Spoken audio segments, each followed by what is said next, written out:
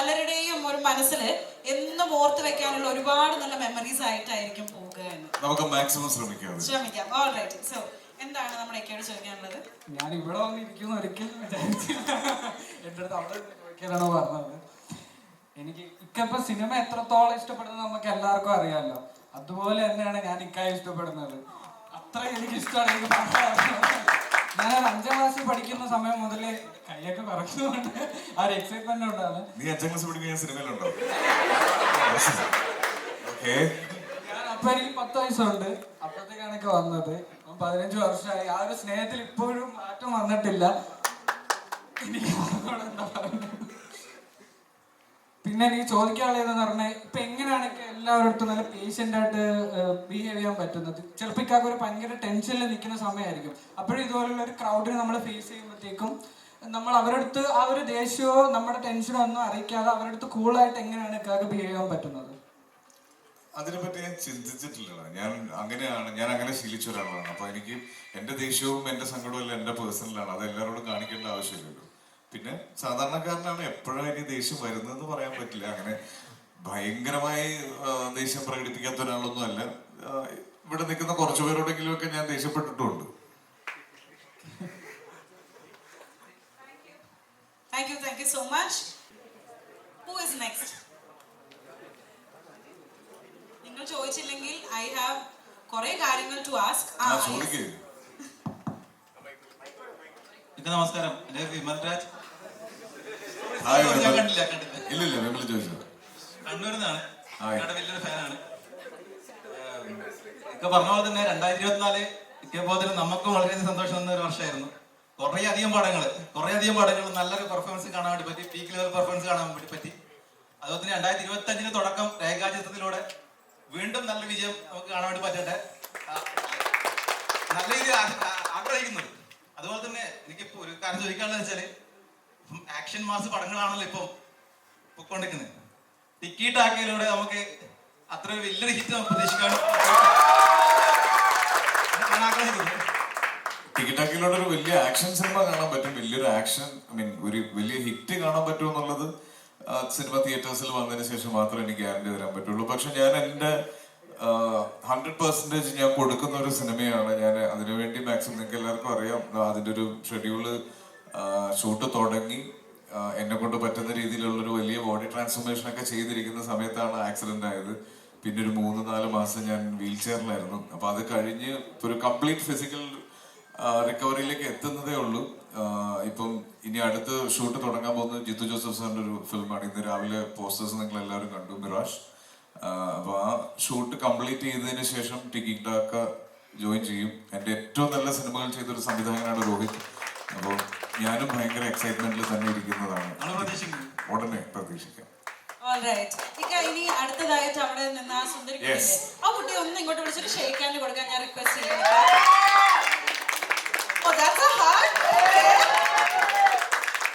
അല്ല, ചോദ്യം ചോദിക്കണ്ടേ? എങ്ങനെ പോവുകയാണ്? അവിടെ കോളേജിലുണ്ടായിരുന്നു. ഞാൻ കണ്ടു. രണ്ടാമത് കണ്ടുപിടുത്തം മുതലേ ആണൊക്കെ.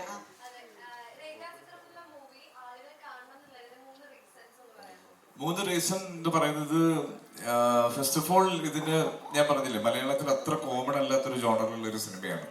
നമുക്കെല്ലാം അറിയാവുന്ന, നമ്മൾ കണ്ടിട്ടുള്ള ചരിത്രത്തിന്റെ ഭാഗമായി നിൽക്കുന്ന ഒരു എപ്പിസോഡ്. അതിന്റെ നമ്മുടേതായ വേർഷനാണ്.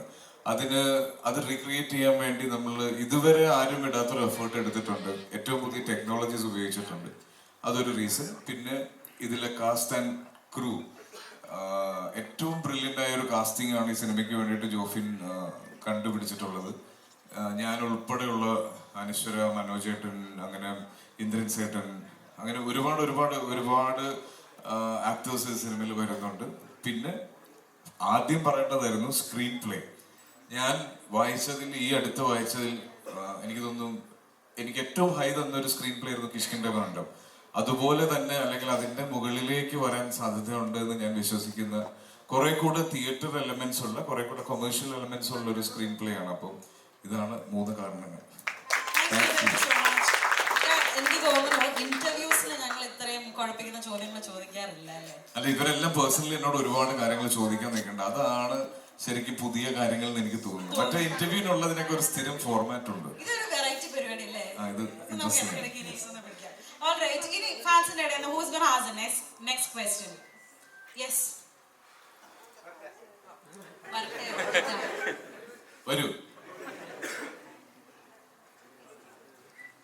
ഇനി ചോദിക്കാനുള്ളൊരു പുറപ്പെട്ടോ നേരത്തെ?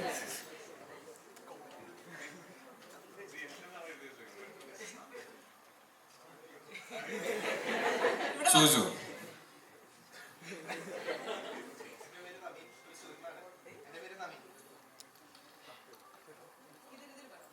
എൻ്റെ പേര് നവീൻ, തൃശ്ശൂരിൽ നിന്നാണ്. അപ്പോൾ എൻ്റെ ചോദ്യം എന്ന് വെച്ച് കഴിഞ്ഞാൽ, അപ്പോൾ 2-3 വർഷമായിട്ട് എൻ്റെ ഒരു ഫ്രണ്ട് ഉണ്ട്. ക്വസ്റ്റ്യൻ കുറച്ച് വരില്ല, പക്ഷെ എനിക്ക് സിമ്പിളായിട്ട് നമുക്ക് ഇരുന്ന് സംസാരിക്കാം. അപ്പോൾ ഒരു 2 വർഷം മുമ്പ് ഞാനും എൻ്റെ ഒരു ഫ്രണ്ടും കൂടി നമ്മൾ ഇക്കടല്ല പടം ഫസ്റ്റ് വർഷം പോട്ടതാണ്. ഞാൻ എൻ്റെ ഒരു ഫ്രണ്ടിനെയും കൊണ്ടുപോയി. പടം അവന് അത്ര വർക്കായില്ല. അതിനുശേഷം തൊട്ട് അവൻ എന്നോട് ഇത് വിട്ടില്ല, ഇത് തന്നെയാണോ ചോദിച്ച് നടക്കണ്ടേ. 2 വർഷമായിട്ട് ഞാൻ ബ്ലോക്ക് വരെ ചെയ്തു. അത്രയും ബെസ്റ്റ് ഫ്രണ്ടാവും. പക്ഷെ ലാസ്റ്റ് ഇയർ കിഷ്കിന്താങ്കാണ്ട് റിലീസായിട്ട് അവൻ പോയി ഫസ്റ്റ് ഡേ പോയി കണ്ടു. ഫസ്റ്റ് ഡേ മീൻസ് പടം ഒരു വട്ടം പോയി കണ്ടു, എന്നോട് പറഞ്ഞില്ല. 2ാമതും പോയി കണ്ടതിന് ശേഷം എന്നോട് പറഞ്ഞു, ഹള്ളിയാ എന്താണ് ആൾ ചെയ്ത് വെച്ചത്. ഞാനും ഫാൻസിനെ കിട്ടിയൊരു പ്രൗഡ് മൊമെന്റ് ആയിരുന്നു. ഒരു 1 വീക്ക് ശേഷമാണെന്ന് തോന്നുന്നത് നമുക്ക് ലെവൽ ക്രോസ് ഓട്ടിട്ട് റിലീസ്. അതും കണ്ടിട്ട് അവൻ സെയിം അഭിപ്രായം. അപ്പോൾ എനിക്ക് ഫാൻസിനെ കിട്ടിയൊരു ആ ഒരു മൊമെന്റ് ഉണ്ട് ആ ലാസ്റ്റ് ഇയർ. അതേ പ്രൗഡ് മൊമെന്റ് നമുക്ക് ഈ വർഷം കണ്ടിന്യൂ ചെയ്യാൻ പറ്റുമോ രേഖാചിത്രത്തിലൂടെ? ഞാൻ ശ്രമിക്കുന്നുണ്ട്, ഞാൻ ശ്രമിക്കും, എപ്പോഴും ശ്രമിക്കും, എപ്പോഴും ശ്രമിച്ചുകൊണ്ട് തന്നെയാണ് ഇരുന്നത്. നിങ്ങൾക്ക് അത്രയും സന്തോഷവും അത്രയും പ്രൗഡ് മൊമെന്റ് കിട്ടിയിട്ടുണ്ടെങ്കിൽ എന്റെ അവസ്ഥ എന്തായിരിക്കും എന്ന് ആലോചിച്ചു നോക്കും. ഒരുപാട് പേർക്ക്, ഞാൻ ഉൾപ്പെടെയുള്ള ഒരുപാട് പേരോട് ഇതുപോലെയുള്ള സുഹൃത്തുക്കൾ ചോദിച്ചിട്ടുണ്ട് ഇത് നിർത്തിപ്പോയി കൂടെ എന്ന്. പക്ഷെ അത് നമ്മൾ മാറ്റി പറയിപ്പിക്കും അല്ലെ, അതാണ് നമ്മുടെ ശീലം, നമ്മളത് ചെയ്യും.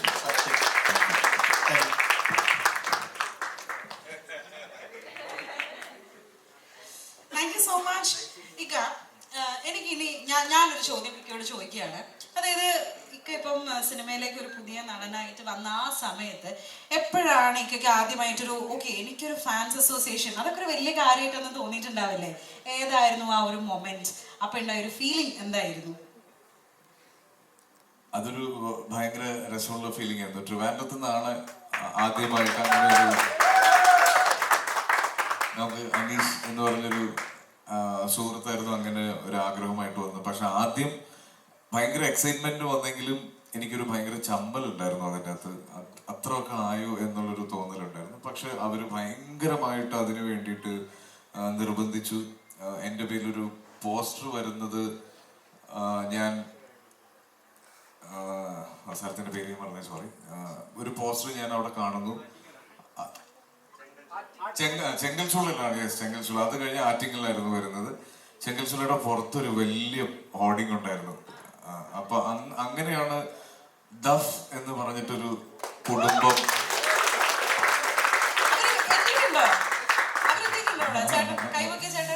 ഇല്ലില്ല, അവർ 5ാം ക്ലാസ്സിൽ പഠിക്കണമെന്ന്. ഞങ്ങള് ദഫ് എന്ന് പറഞ്ഞ അതിനോട് ശരിക്കും ഒരു പേഴ്സണൽ അറ്റാച്ച്മെന്റ് ഉണ്ടായിരുന്നു. അത് പല സമയത്ത് പല കളേഴ്സിൽ അത് വന്നിട്ടുണ്ട്. ഒരു സമയത്ത് അത് ഭയങ്കര ബ്രൈറ്റായി നിന്നു, പിന്നെ അത് ഡള്ളായി, വീണ്ടും അതിങ്ങനെ ജ്വലിച്ചു വരുന്നത് ഞാൻ കാണുന്നുണ്ട്. ഡൈ ഹാർഡ് ആസിഫ് ഫാൻസ് എന്ന് പറഞ്ഞ ദഫ് എന്ന് പറയുന്നത് അങ്ങനെയാണ് ആദ്യത്തെ ഒരു ഫാൻസ് അസോസിയേഷന്റെ ഒരു എമർജിംഗ് കഥ. ഈ കഥ നമ്മൾ എങ്ങും ഇതിനു മുമ്പ് കേട്ടിട്ടില്ല കേട്ടോ. താങ്ക് യു സോ മച്ച് ഇക്ക. മീനാക്ഷി, അതൊരു ഭയങ്കര ധൈര്യമായിരുന്നു. ഞാൻ തിയേറ്റേഴ്സിന്റെ പുറത്ത് ഫസ്റ്റ് ഡേക്ക് വേണ്ടിയിട്ടുള്ള തിരക്കും അവിടെ വരുന്ന കട്ടൗട്ട്സും ഒക്കെ വരുമ്പോൾ നമ്മള് ഈ സിനിമയിലൊക്കെ കാണൂല്ലേ മാജിക്കലായിട്ടുള്ള നമ്മൾ വന്നിറങ്ങുമ്പോൾ ഉള്ള ആൾക്കൂട്ടവും പടക്കം പൊട്ടിക്കലും, അതൊക്കെ ഒരു സിനിമാറ്റിക് വ്യൂവില് ഒരു ഓം ശാന്തി ഓം മൊമെന്റ് ആയിട്ട് ഞാൻ കണ്ടിട്ടുണ്ട്.